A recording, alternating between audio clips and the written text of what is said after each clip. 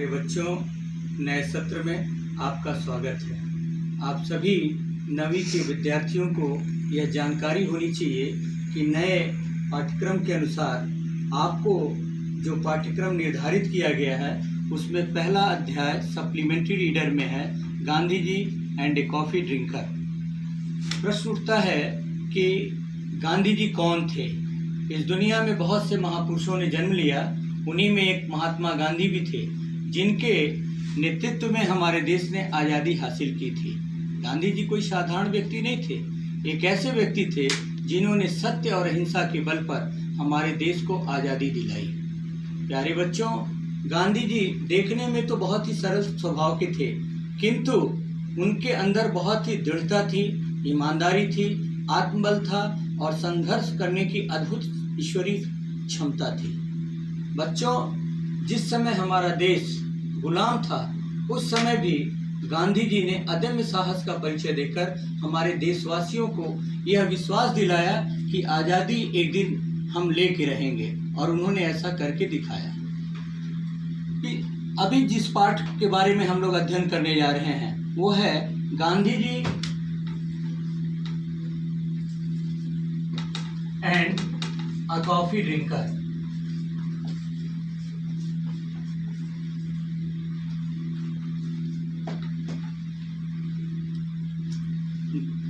इस पाठ में आप देखेंगे कि गांधी जी जो कि साबरमती के आश्रम में रहते थे और वहां पर रह कर के वो रोगियों की किस तरह से सेवा करते थे। लोगों को विश्वास नहीं होगा कि गांधी जी, जिनका कि इतना बड़ा राजनीतिक कद था, इतना बड़ा सामाजिक कद था, वो कैसे आम मरीजों के साथ पेश आते थे। और ऐसा कहा जाता था कि गांधी जी एक डॉक्टर के रूप में, एक नर्स के रूप में भी अपनी सेवाएं दिया करते थे। साधारण से साधारण व्यक्ति तक वो पहुंच करके उस व्यक्ति के रोग का निदान किया करते थे। इसी प्रकार से आप देखेंगे कि एक साउथ इंडियन यंग मैन था जो कि साबरमती के आश्रम में एडमिट था और वह डिसेंट्री से परेशान था। एक दिन जब वह धीरे धीरे ठीक होता गया, उसकी हेल्थ रिकवरी होती गई, तो गांधी जी ने पूछा कि which thing would you like to take in your dish. तो उस लड़के ने बहुत ही हिचकिचाते हुए कहा कि अपूमा अर्थोसाई। गांधी जी मुस्कराए, उन्होंने कहा कि it is not possible any other things. तो उस लड़के ने फिर कॉफ़ी की डिमांड की और गांधी जी ने कहा कि वेट फॉर ए व्हाइल, आप कुछ देर इंतज़ार करो और आपको कॉफ़ी भी मिलेगी। और उस लड़के को ज़रा भी यकीन नहीं था कि हमें आश्रम में इस तरह की चीज़ें भी हमारे लाइकिंग के अनुसार मिल जाएंगी। किंतु गांधी जी गए और किचन में जब वो पहुँचे तो उनकी धर्मपत्नी कस्तूरबा आराम कर रही थी और गांधी जी ने अपनी धर्मपत्नी को अनटाइमली आवर होने की वजह से डिस्टर्ब करना मुनासिब नहीं समझा और वो खुद किचन में गए। और उन दिनों कोई गैस चूल्हा नहीं हुआ करता था, स्टोव हुआ करता था। गांधी जी ने खुद स्टोव जलाया और कॉफ़ी तैयार किया और कॉफ़ी तैयार करके एक ट्रे में ले करके वो खुद जो है वो उस यंग मैन के पास आए और आने के बाद उन्होंने सर्व किया। यंग लैड जो कि इमेजिन कर रहा था कि क्या ऐसा भी हो सकता है, और जब उसने अपने सामने गांधी जी को देखा तो he was surprise to see the face of Gandhi ji. और उसे लगा कि एक इतनी हाई लेवल की पर्सनैलिटी हमारे सामने ट्रे लेकर के खड़े हैं, तो वो बहुत ही आत्मनिर्भर हो चुका था और उसको लगा कि गांधी जी कोई साधारण व्यक्ति नहीं है, really he is a great personality.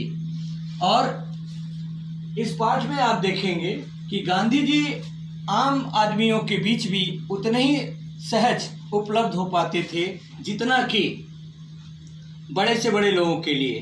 तो गांधी जी के उपलब्धता के बारे में भी ये कहा जाता था कि गांधी जी कोई बहुत बड़े आदमी नहीं है, उनका जो सरल स्वभाव है, सहजता है, वही उनको महानता की ओर ले जाती है। प्यारे बच्चों, गांधी जी के बारे में जितना भी कुछ आपको बताया जा कम है।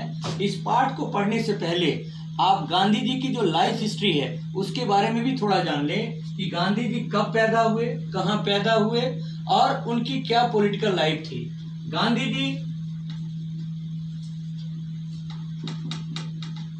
जी का बर्थ यानी he was born on October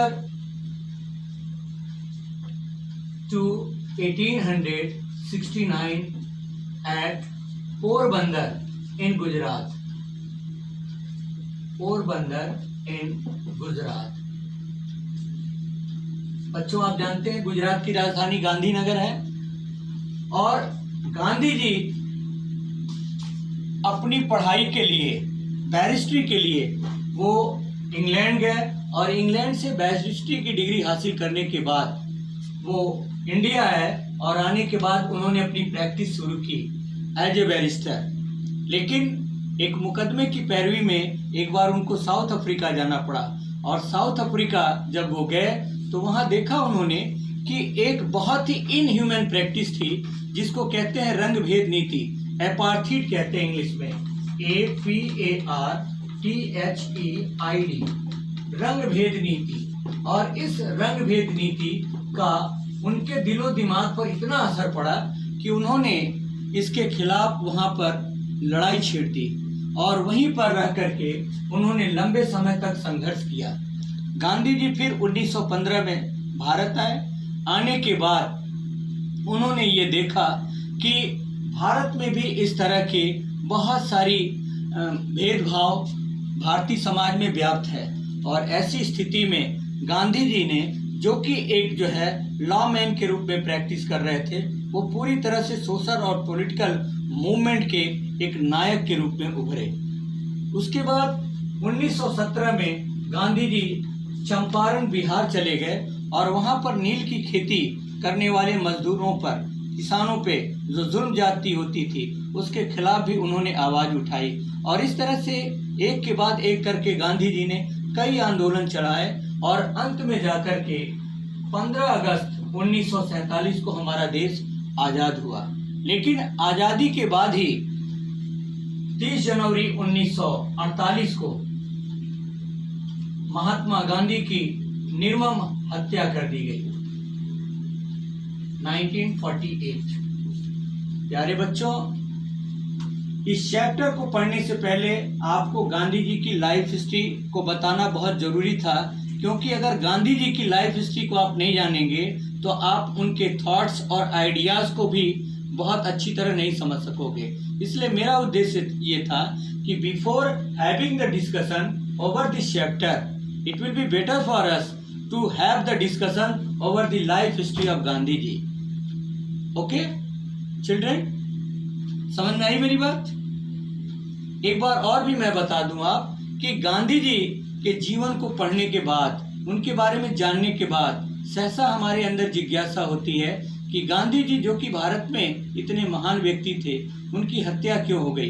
प्यारे बच्चों, दुनिया में संघर्ष करने वालों की हमेशा ही इस तरह की घटनाएं उनके साथ घटित हुई हैं और ये कोई नई बात नहीं थी। दुनिया में बहुत सारे महान लोग हुए, जैसे आप देखेंगे जब अमेरिका का इतिहास पढ़ेंगे तो अब्राहम लिंकन की भी हत्या हुई थी और भारत में भी गांधी जी पॉपुलर होने के बावजूद भी इंडियन के द्वारा ही गांधी जी की हत्या हो गई।